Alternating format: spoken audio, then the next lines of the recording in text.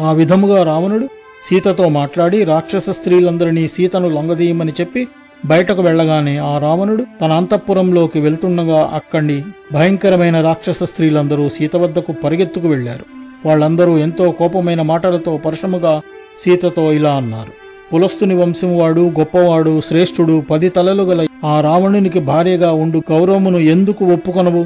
అప్పుడు ఏకజట అను ఒక రాక్షస స్త్రీ కోపంతో కనులు ఎర్రబడి ఉన్నది సీతను సమీపించి ఇలా చెప్పింది: 6 ప్రజాపతులలో 4వ వాడైన బ్రహ్మ యొక్క మానసపుత్రుడు, ఆ వంశములో ఎంతో ప్రసిద్ధుడు పులస్త్యుడు. ఆ పులస్త్యుని మానసపుత్రుడు బ్రహ్మదేవునితో సమానమైన తేజస్సు కలవాడైన విశ్వవసుడనే మహర్షి కుమారుడే ఈ రావణుడు. ఓ అందమైన సీత, రాక్షసులకు రాజైన రావణుడు శత్రు భయంకరుడు. అటువంటి అతనికి భార్యగా నీవు సరి అయిన దానవు. నేను చెప్పేది నీవు ఎందుకు వినటము లేదు? తరువాత హరిజట అనే రాక్షసి తన పిల్లి కళ్లను కోపముతో పెద్దవిగా చేసి కళ్ళు తిప్పుతూ 33 మంది దేవతలను దేవేంద్రుని కూడా ఓడించిన రావణునకు నీవు భార్య వగుటకు తగిన దానవు అని చెప్పినది. తరువాత ప్రగస అను రాక్షసి ఎంతో భయపడుతూ కోపముగా సీతతో, ఆ రావణుడు ఎంతో బలవంతుడు, వీరుడు, సూర్యుడు, యుద్ధాలలో వెనుకకు తిరగనివాడు. అయినా అటువంటి అతనికి నీవు భార్య వగుటకు ఎందుకు అంగీకరించటం లేదు అని అన్నది.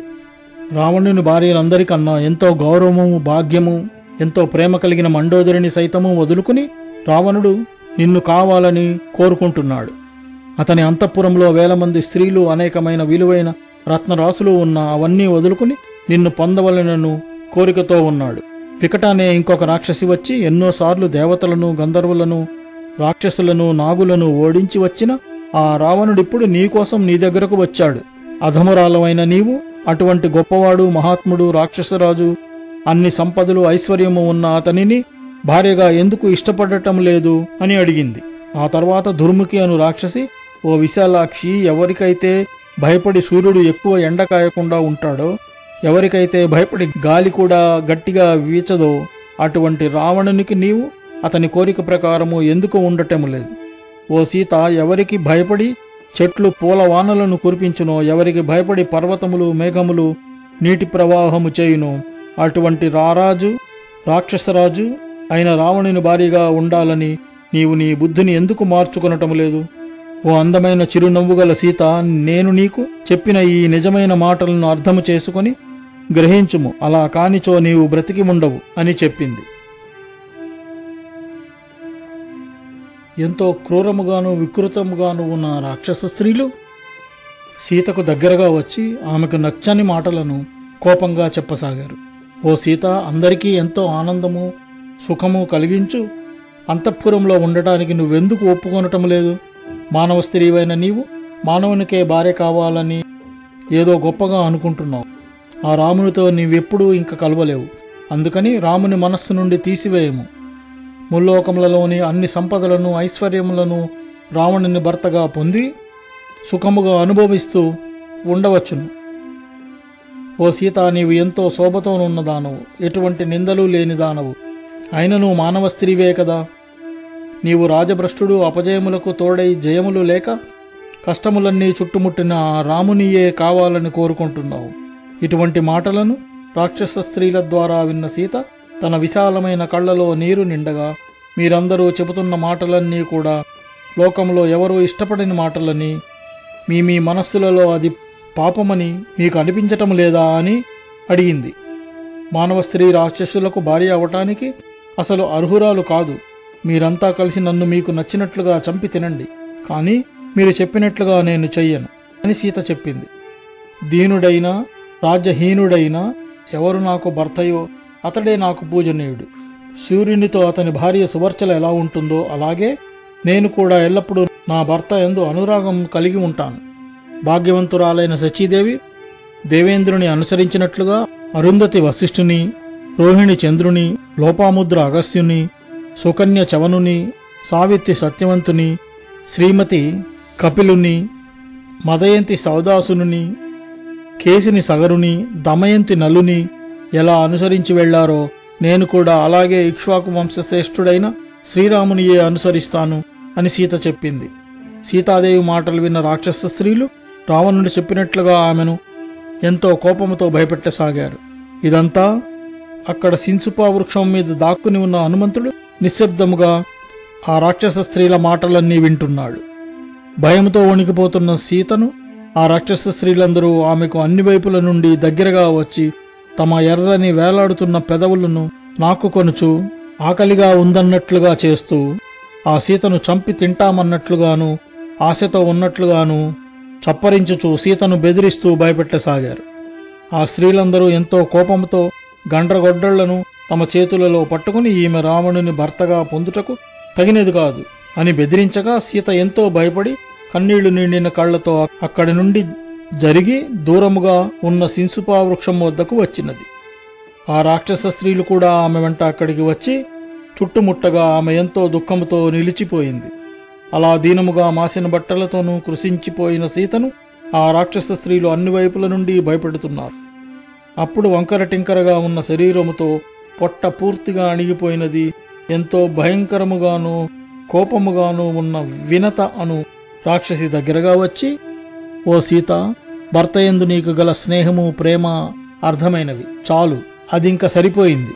కాని ఏదైనా కూడా ఎక్కువగా చేసినచో అది లేనిపోని కష్టాలకు దారితీస్తుంది. నీ భర్తపై చూపించిన ప్రేమతో నీవు మానవ ధర్మమును బాగుగా చేసినావు కనుక నేను చెప్పు మంచి మాటలను విని ఆచరించినచో నీకు మంచి జరుగునుగాక. రాక్షసరాజైన రావణుడు ఎంతో పరాక్రమవంతుడు, అందమైనవాడు, త్యాగశీలుడు, నేర్పు కలవాడు, చూసేవారికి ఆనందము కలిగించువాడు. దేవేంద్రుడంతటి వాడైన అతనిని భర్తగా నీవు పొందుము. మానవుడు దీనుడైన రాముణ్ణి వదిలిపెట్టి రావణుని ఆశ్రయించినచో ఇప్పటి నుంచే నీకు శ్రేష్టమైన అమూల్యమైన ఆభరణములతో అలంకరించుకుని అన్ని లోకములకు రాణివి అవుతావు. ఓ సీత, అగ్నిదేవుని భార్య స్వాహాదేవిలాగా, ఇంద్రుని భార్య శచీదేవిలాగా నీవు రావణుని భార్యవై అన్ని లోకములకు రాణివి కావాలి. ఆ దీనుడైన రామునితో నీకెందుకు? అతని ఆయుర్దాయము తీరిపోయినది. నేను చెప్పిన మాటలు వినకపోతే మేమందరము నిన్ను ఇప్పుడే చంపి తింటామని వినత అను రాక్షసి చెప్పినది. అప్పుడు ఇంకొక రాక్షస్త్రీ వేలాడుతున్న స్తనములు కలిగిన వికట అనే పేరుగలది తన పిడికిలి బిగించి ఎత్తి కోపంతో సీతను చూసి, ఓ సీత, నీవు తెలివి తక్కువగాను చెడుగాను మాట్లాడిన మాటలన్నీ నీ మీద మాకు ఉన్న జాలి మంచితనముల వలన సహించాము. ఓ సీత, సమయమునకు తగినట్లుగా నీకు తగిన విధముగా చెప్పిన మాటలు నీవు పట్టించుకొనటము లేదు. ఎవరూ కూడా సముద్రము దాటి ఇక్కడకు రాలేని రావణుని భయంకరమైన అంతఃపురంలోనికి తేబడ్డావు. ఇక్కడ ఈ గృహంలో బంధింపబడిన నిన్ను మేమంతా కాపలాగా ఉండగా నిన్ను రక్షించుటకు ఆ దేవేంద్రునికి కూడా వీలుపడదు. కాబట్టి మేము చెప్పే మాటలు నీ మంచిని కోరేవే కావున అనవసరముగా దుఃఖించి కన్నీళ్లు కార్చుట మానివేయము. ఓ సీత, ఇలాగ రోజు దుఃఖముతో ఉండకుండా చక్కగా ప్రేమతోనూ సంతోషముగాను ఉండి రాక్షసరాజైన రావణునితో ఎంతో సుఖముగా ఉండవచ్చును. స్త్రీల యొక్క యవ్వనము సౌందర్యము వంటివి శాశ్వతమైనవి కాదని నీకు తెలిసియే ఉండును కదా.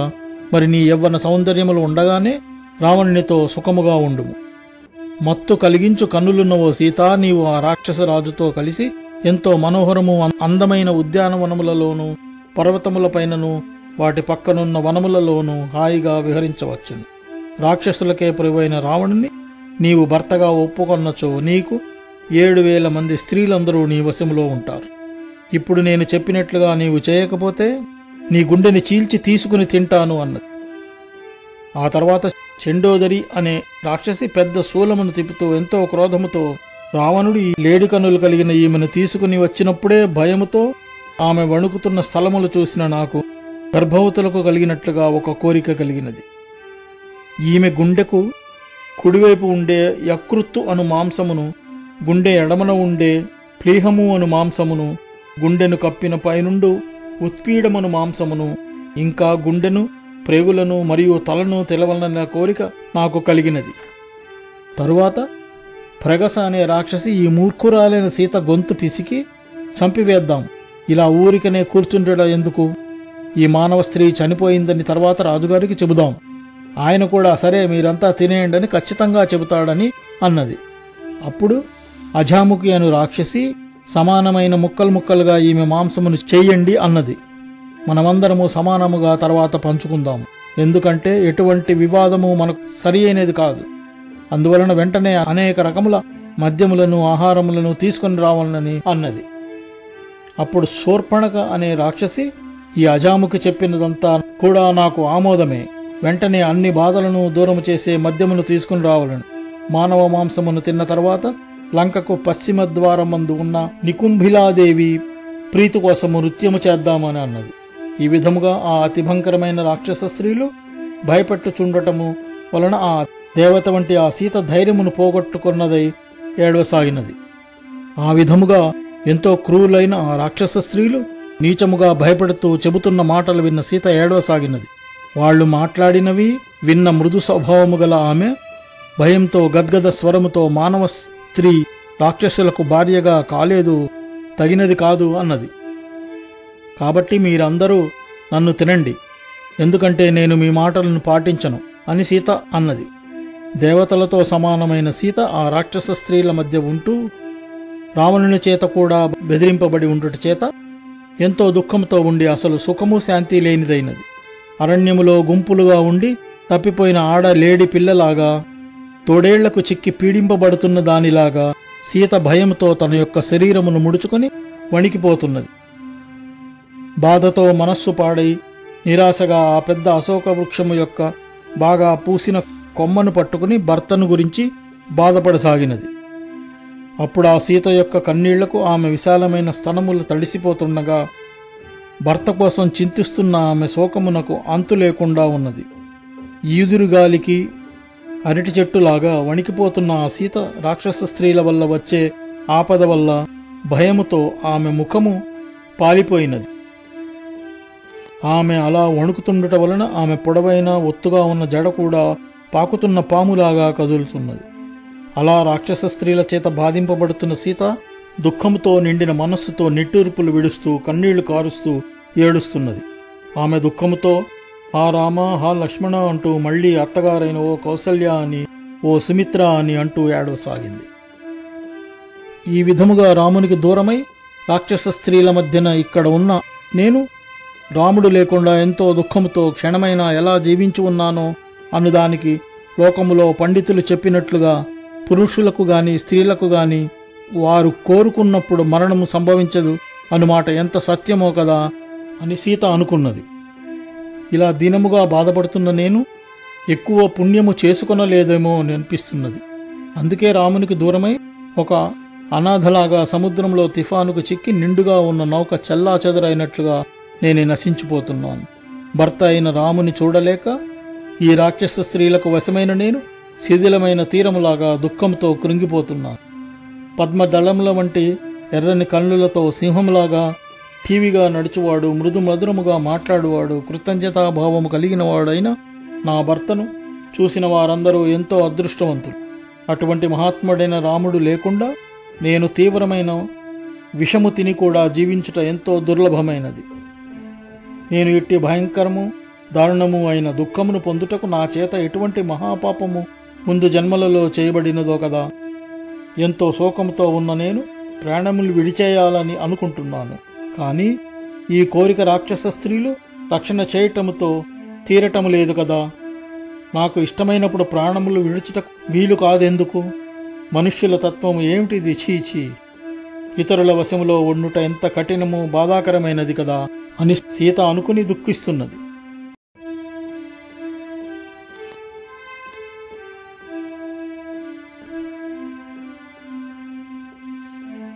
యవ్వనంలో ఉన్న సీత నిరంతరము కన్నీళ్లు కార్చుతున్న ముఖముతో తలదించుకుని ఏడ్చుచూ ఉన్నది. మనస్సంతా భ్రాంతితో నిండి పిచ్చి పట్టినట్లుగా మత్తెక్కి ఉన్నట్లుగా ఏడ్చుచున్న సీత నేలపైన దొర్లుతున్నది. రాముడు లేని సమయమునందు తాను కోరుకున్న రూపమును దాల్చిన రావణుడు నన్ను బలవంతముగా ఇక్కడకు తీసుకువచ్చాడు. ఈ రాక్షస స్త్రీల రక్షణలో ఉన్న నేను ఎంతో దుఃఖముతో బాధపడుతున్నా కూడా వారు ఎంతో దారుణముగా నన్ను భయపెట్టుచుండుటతో నేను ఈ విధముగా బతికి ఉండుటకు ఇష్టపడటం లేదు. మహావీరుడైన శ్రీరాముడు లేకుండా ఈ రాక్షసుల మధ్య ఉన్న నాకు ధనము మీద గాని అలంకారముల మీద గాని ఈ జీవితము పైన కూడా ఆసక్తి, ఆశ లేవు. లేకపోతే నా హృదయము నిజంగా ఇనుపది ఏమో, జనన మరణములు లేనిది గనుక అట్లున్నదేమో. ఇంత దుఃఖంలో కూడా అందుకే ఇది నాశనమొకటలేదు. ఆ శ్రీరామునికి దూరమైన నేను ఎటువంటి పాపపు జీవితాన్ని జీవిస్తూ క్షణమైనా బ్రతికి ఉండటము ఎంత అగౌరవమైనదో కదా. నేనెంతటి పాపాత్మురాలనో కదా. నా భర్త సముద్రము దాకా ఉన్న భూమికే ప్రభువు. ఎంతో మృదుభాషి అయిన అతనికి దూరమైన నాకు ఈ జీవితం పైన సుఖములపైన ఇష్టము లేనే లేదు. నా భర్తకు దూరమై ఇలా ఎంతకాలం దుఃఖమును సహిస్తూ ఉండగలను? నన్ను ముక్కలుగా చేసినా తినివేసినా కూడా నాకు ఇష్టమే. నేను నా శరీరాన్ని వదలటానికి సిద్ధముగా ఉన్నాను. నీచుడైన ఆ రాక్షసుని నా ఎడమ కాలితో కూడా ముట్టుకోను. అట్లాంటిది ఆ రావణుని నేను కోరుకొనుట జరుగని పని. ఎవరైతే నన్ను నీచముగా కావాలని ప్రాధేయపడుతున్నాడో ఆ రావణుడు నేను ఒప్పుకోలేదనే సంగతిని, తన కుల గౌరవమును కూడా తెలుసుకొనలేకపోతున్నాడు. మీరందరూ నన్ను ముక్కలుగా కోసినా, మండుతున్న మంటలలో పడేసినా, కాల్చినా నేను మీరెంత చెప్పినా కూడా ఆ రావణుని వద్దకు వెళ్ళను అని సీత ఆ రాక్షస స్త్రీలతో చెప్పింది. రాముడు ఎంతో ఖ్యాతి గలవాడు, మంచివాడు, ఎంతో జాలి గలవాడు, తెలివైనవాడు. అయినా కూడా నా దురదృష్టం వలన నా మీద దయ చూపడం లేదు. ఏ రాముడైతే ఎవరి సాయము లేకుండా వాళ్ళుండే అడవిలోనే ఆ 14,000 మంది రాక్షసులను చంపివేశాడో, మరి ఆ రాముడు నన్ను ఎందుకు రక్షించటం లేదో తెలియటం లేదు. ఎంతో తక్కువ బలము కలిగిన రావణుని చేత బంధించబడినాను. నా భర్త ఈ రావణుని యుద్ధంలో చంపుటకు సమర్థుడు కదా. దండకారణ్యములో విరాధుడు అనే రాక్షసుని చంపిన రాముడు నన్నెందుకు రక్షించటం లేదో కదా. ఈ లంకారాజ్యము సముద్రం మధ్యలో ఉండి దురాక్రమణ చేయుటకు సాధ్యము కాకపోయినా ఆ రాముని బాణముల వేగానికి గమనానికి అడ్డులేదు కదా. ఏ కారణం వలన ఎంతో పరాక్రమవంతుడైన ఆ రాముడు రాక్షసుని చేత అపహరింపబడిన తన ప్రియమైన భార్యనైన నన్ను రక్షించడానికి రావటము లేదో కదా. లక్ష్మణునికి అన్నైన రామునికి నేనిక్కడ ఉన్న విషయము తెలియదేమో అని అనిపిస్తోంది. తెలిస్తే తేజమూర్తి అయిన రాముడు ఈ అవమానమును సహించడు కదా. సీత అపహరింపబడినదని రామునికి చెప్పగలిగిన గృధరాజైన జటాయువు కూడా రావణునితో యుద్ధములో చంపబడినది. ముసలివాడైన జటాయువు నన్ను రక్షించడానికి రావణుని ఎదుర్కొని ద్వంద్వ యుద్ధము చేయటం అనేది ఎంతో గొప్ప విషయముగా చెప్పవచ్చును. ఆ రామునికి నేనిక్కడ ఉన్నట్లుగా తెలిసినచో అతడు కోపించి తన బాణములతో ఈ లోకములో రాక్షసులే లేకుండా చేసేవాడు. ఈ లంకా నగరాన్ని ఊదివేసి సముద్రాన్ని నీరు లేకుండా ఎండగట్టి నీచుడైన ఈ రావణుని కీర్తి ప్రతిష్టలు, పేరు, నామరూపాలు లేకుండా చేసేవాడు. నేనిప్పుడు ఎలా ఏడుస్తున్నానో అలాగా అప్పుడు ఈ లంకలో ప్రతి ఇంట్లోనూ భర్తలు పోయిన రాక్షస స్త్రీల ఏడుపులు విపరీతముగా వినబడుతూ ఈ నగరమంతా కుమిలి కుమిలి ఏడుస్తున్నట్లుగా అవుతుంది. ఇందుకు సందేహమే లేదు. రామలక్ష్మణులు ఈ లంకకు వెదికి వచ్చి రాక్షసులందరినీ గాలించి శత్రునాశనము చేసి వేస్తారు. వారి కంటబడిన వారెవరూ క్షణమైన బ్రతికి ఉండలేరు. తొందరలోనే ఈ లంక అంతా శవాల చితుల మంటలతో నిండిపోయి వీధులన్నీ శ్మశానములలాగా మారిపోయి గ్రద్దలు గుంపులు గుంపులుగా గుండ్రముగా తిరుగుతూ ఉంటాయి. అతి దగ్గరలోనే నా ఈ మనస్సులోని కోరిక ఖచ్చితముగా తీరుతుంది. మీరందరూ కూడా మీ చెడు ప్రవర్తన వల్ల నశించిపోతారని తెలుస్తోంది. ఇక్కడ ఈ లంకలో కనబడుతున్న శకునములను బట్టి అశుభములు జరిగి కాంతి విహీనము త్వరలోనే జరగబోతున్నది. పాపాత్ముడు రాక్షసాధముడైన రావణుడు తప్పకుండా చంపబడి ఇంతవరకు ఎదురులేనిదిగా ఉన్న ఈ లంక భర్త పోయిన విధవరాలిగా కళాకాంతి లేకుండా పోతుంది. రాక్షసులు వారి రాజు రావణుడు చనిపోయాక ఈ లంకలో భర్తలను పోగొట్టుకున్న రాక్షస స్త్రీలు మాత్రమే మిగిలిన ఈ లంక పుణ్యమైన కార్యములకు దూరమవుతుంది. అతి తొందరలోనే ఈ నగరంలో అన్ని ఇళ్లలోనూ ఎంతో దుఃఖముతో రాక్షస స్త్రీల ఏడుపులతో వచ్చు ధ్వనులను వినవచ్చును. ఆ శ్రీరాముని బాణముల ధాటికి రాక్షస వీరులందరూ చంపబడి లంకా నగరమంతా కాల్చివేయబడి అంతా చీకటితో కప్పివేయబడుతుంది. ఎర్రబడిన కనులతో సూర్యుడైన శ్రీరాముడు నేనిక్కడ రావణుని గృహంలో ఉన్నట్లుగా తెలుసుకొనగలుగుతాడా? క్రూరుడు అధముడు అయిన రావణుడు నాకిచ్చిన గడువు దగ్గరకు వస్తోంది. నాకు పెట్టిన చావు గడువు ఈ దుష్టునికి ఎందుకు రావటము లేదో కదా. పచ్చి మాంసమును తిను ఈ రాక్షసులకు ధర్మములు తెలియవు. ఈ రాక్షసులకు పాపములు చేయుటయే గాని ఏది చేయకూడనిదో కూడా తెలియక చేస్తున్న అధర్మముల వలన వీరికి మహా ఉపద్రవము జరుగుతుంది. నన్ను ఈ రాక్షసుడు ఉదయము భోజనానికి ఖచ్చితంగా వండించుకుంటాడు. ఎర్రని కన్నులతో అందమైన ఆ శ్రీరాముని చూడకపోవటంతో ఎంతో బాధగా ఉంది. అటువంటి ఆ రాముణ్ణి చూడకుండా నేను ఏమి చేయగలుగుతాను? భర్తకు దూరమైన నాకు ఇక్కడ ఎవరైనా విషమును ఇచ్చినట్లయితే నేను వెంటనే ఆ యముని వద్దకు చేరుకునేదానిని. లక్ష్మణునికి అన్నయ్యైన ఆ రామునికి నేనింకా బ్రతికే ఉన్నానని తెలియదేమో. తెలిసినట్లయితే నా కోసము ఈ భూమి అంతా వెతకకుండా ఉండరు కదా. వీరుడైన ఆ రాముడు నాలాగే బాధతో ప్రాణములు వదిలివేసి దేవలోకమునకు వెళ్ళిపోయి ఉంటాడా? పద్మముల వంటి కన్నులు గల నా భర్త రాముని దేవతలు, గంధర్వులు, సిద్ధులు, మహర్షులు వంటి వారెవరెవరు చూస్తున్నారో వారంతా ఎంతో ధన్యులైన వారు. లేకపోతే ధర్మమును పాటించువాడు, తెలివైనవాడు, అంతేకాక రాజర్షి కూడా అయిన ఆ పరమాత్ముడైన శ్రీరామునికి భార్యనైన నా వలన ప్రయోజనం ఏమి ఉండదు కదా. చూస్తున్న వారి మీద ప్రేమ ఉంటుంది, కానీ కనబడని, చూడలేని వారి మీద ప్రేమ ఉండదు అనున్నది కృతజ్ఞుల వంటి వారికే గాని శ్రీరాముడు అలా ప్రేమను వదులుకొనివాడు కాదు కదా. ఎంతో గొప్పవాడైన రాముని భార్యను, స్త్రీని అయినా నేనిలా దురవస్థలు పొందుటకు నాకు ఎటువంటి మంచి గుణములు లేకపోవటయో, లేక నా పుణ్యఫలములు తీరిపోయినవో అనునవియే కారణములా అని అనిపిస్తున్నది. శ్రీరాముడు శత్రువులను జయించు సూర్యుడు. ఎటువంటి కష్టములు లేని మహాత్ముడైన అతనికి దూరముగా బ్రతకటము కన్నా నాకు చావే సరి అయినది. లేకపోతే వీరులైన సోదరులిద్దరూ తమ ధనుర్బాణములు వదిలిపెట్టేసి అడవిలో దొరికే పండ్లు, దుంపలు వంటి వాటిని తింటూ అడవులలో ఉండిపోయే వారిలాగా మారిపోయి ఉంటారు. లేనిచో సూర్యులైన రామలక్ష్మణులను దుష్ట రావణుడు కపటముగా చంపి ఉంటాడు. ఇటువంటి పరిస్థితులున్న కాలములో ఏ విధముగానైనా నేను మరణించుటయే కోరుకుంటున్నాను. కానీ ఇలాంటి దుఃఖంలో కూడా నాకు మరణము రావటం లేదు. మునీశ్వరులు, పుణ్యాత్ములు, ఎంతో ధన్యమైన వారు, వారి మనస్సును జయించిన మహాత్ములు, మహాభాగ్యవంతులు. వారెవరికి ఇష్టము అయినవి, ఇష్టము లేనివి అని ఉండవు. అటువంటి మహాత్ములకు ఇష్టమైన, ప్రియమైన వాటిని పొందలేదని దుఃఖము గాని, లేదా ఇష్టము లేని వాటిని పొందితే ఎక్కువ భయము గాని, దుఃఖము గాని కలుగవు. అలా ఇష్టాయిష్టములకు అతీతముగా ఉండే అటువంటి మహాత్ములకు నా నమస్కారములు. ఆత్మజ్ఞాని, నాకు ప్రియమైన శ్రీరాముని నుండి నేను దూరమయ్యి పాపాత్ముడైన ఈ రావణుని వశమైన నేను నా ప్రాణములను విడిచిపెడతాను అని సీత ఆ రాక్షస స్త్రీలందరి ముందు చెప్పినది.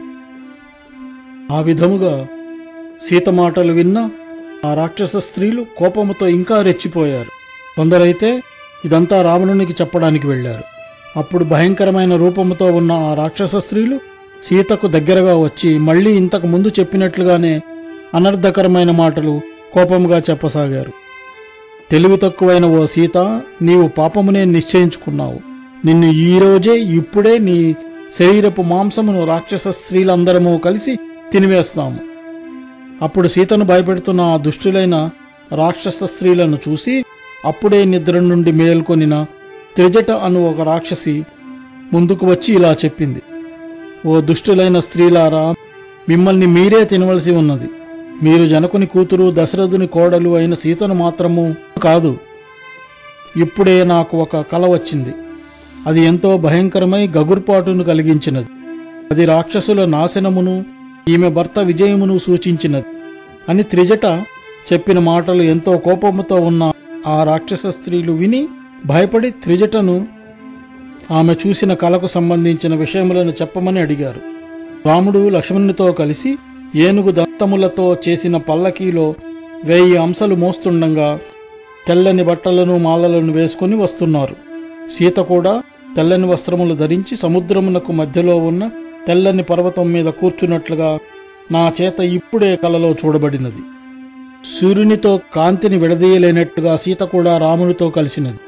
4 దంతములు ఉన్న పర్వతమంతటి ఏనుగుని ఎక్కిన రాముడిని, అతనితో పాటు లక్ష్మణుని తిరుగుతుండగా చూశాను. తర్వాత నరులలోకెల్లా వీరులు, గొప్పవారైన ఆ రామలక్ష్మణులు సీత వద్దకు వచ్చారు. అప్పుడు రాముడు ఆకాశమందున్న ఆ ఏనుగును సీత ఉన్న పర్వతం మీద ఆపగా సీత ఏనుగు మూపు మీదకి ఎక్కినది. ఆ తర్వాత పద్మముల వంటి కన్నులు ఉన్న ఆ సీత తన భర్త ఒడిలో నుండి లేచి సూర్యచంద్రులను తన చేతితో తాకుతున్నట్లుగా నేను చూశాను. అప్పుడు రామలక్ష్మణులు సీత ఎక్కిన ఆ ఏనుగు లంకానగరం పైన ఆకాశములో ఆగినది. రాముడు తన భార్య సీతతో కలిసి తెల్లని 8 ఎద్దులతో లాగబడుతున్న రథముతోనూ స్వయముగా ఇక్కడకు వచ్చాడు. వీరుడు, పురుషోత్తముడైన రాముడు సోదరుడైన లక్ష్మణునితోనూ సీతతోనూ కలిసి సూర్యునిలాగా ప్రకాశించుచున్న దివ్యమైన పుష్పక విమానంలో ఎక్కి ఉత్తరము వైపుకు వెళ్లిపోయారు. విష్ణువు వంటి పరాక్రమం కలిగిన రాముని, అతని సోదరుడైన లక్ష్మణుని, సీతను ఈ విధముగా నేను కలలో చూశాను అని త్రిజట చెప్పినది. పాపములు చేసిన వారెలాగ స్వర్గమునకు పోలేరో అలాగే మహావీరుడైన రాముని దేవతలు, రాక్షసులు గాని జయించలేరు. రావణుడు ఒంటి నిండా నూనె పూసుకుని, ఎర్రని బట్టలు కట్టుకుని, గన్నేరు పూల దండలను వేసుకుని నూనెను త్రాగుతూ మత్తుగా నేల మీద పడి ఉన్నాడు. ఇప్పుడే పుష్పక విమానము పైనుండి పడిపోయి తన తల వెంట్రుకలను గొరిగించుకుని నల్లని బట్టలను కట్టుకున్న అతనిని ఒక స్త్రీ లాగుతున్నట్లుగా చూశాను. రావణుడు ఎర్రని పూలమాలలను వేసుకుని ఎర్రని పూతను శరీరంపై పూసుకుని గాడిదలు లాగుతున్న రథముపై వెళ్తున్నాడు.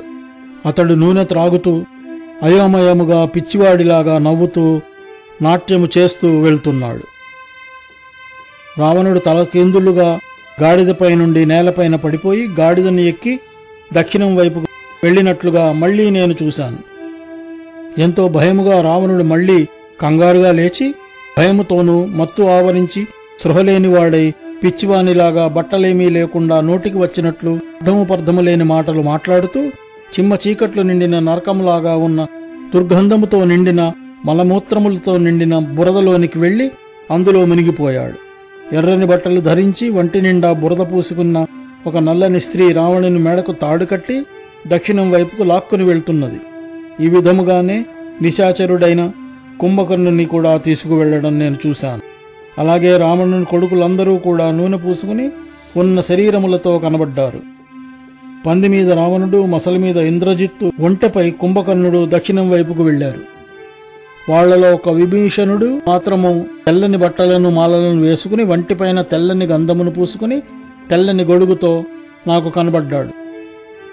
శంఖముల దుందుబుల ధ్వనులతోనూ నృత్య గీతములతోనూ అలంకరింపబడి ఆనందముగా మెహగపు ఉరుములాంటి గర్జన చేయగల పర్వతమంతా ఉన్న 4 దంతములు కలిగిన దివ్యమైన ఏనుగు మీద ఎక్కిన విభీషణుడు 4 మంత్రులతో కలిసి అక్కడ ఆకాశంలో ఉన్నాడు. నూనె త్రాగుతూ ఎర్రని బట్టలను మాలలను ధరించి పాటలు పాడుతూ నాట్యము చేస్తూ ఉన్న రాక్షసుల గుంపులను నేను చూశాను.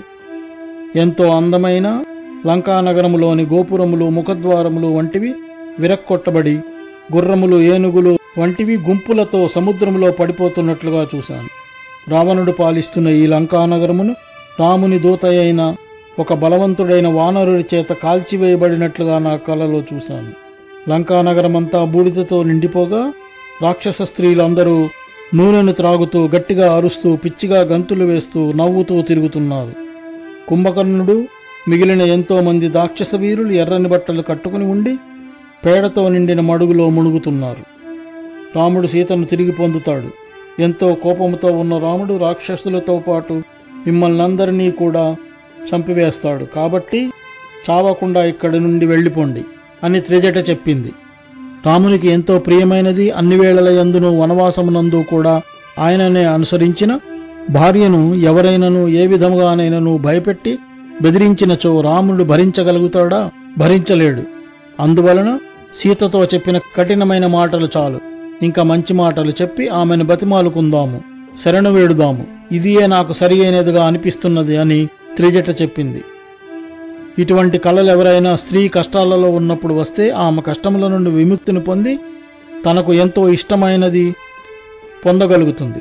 ఓ రాక్షస స్త్రీలారా, ఇంతవరకు ఈమెను భయపెట్టి బాధించినా కూడా ఈమె మనను క్షమించునా అను అనుమానము వదిలి ఈమెను క్షమాపణ కోరుతూ బ్రతిమాలుకుంటే ఇప్పుడు మన అవసరము.